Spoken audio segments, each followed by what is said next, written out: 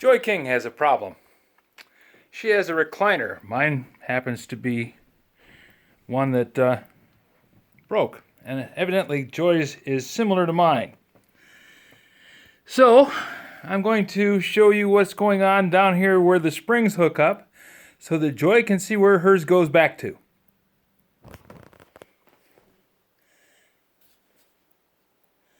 First time I worked on it, it was kind of a dark day, and I didn't have a whole lot of light in there, and I wasn't really interested in anything more than just recording it. So I didn't spend a lot of time on making sure that I had daylight and everybody could see all the little details. But now, since Joy's having a problem, I'm going to show you exactly where it goes. One end goes up here, the other end goes on that little metal clip down there at the bottom. Now if it's this spring that came loose, there's two studs, one on either end of it. This link is only a stopper for that, so don't hook your spring to it, it's not going to work.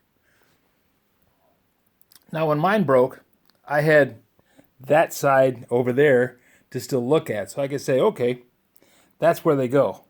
But if yours just happens to have one spring break and then the other spring breaks, you won't know where they go to.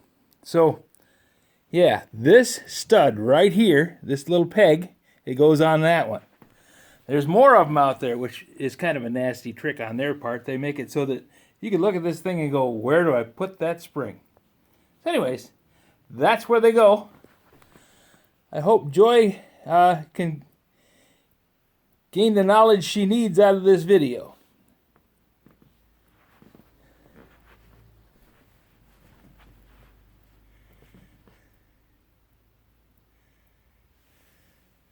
This one, same thing, just mirror image. That spring, two pegs. This one, a bent metal bracket and a peg.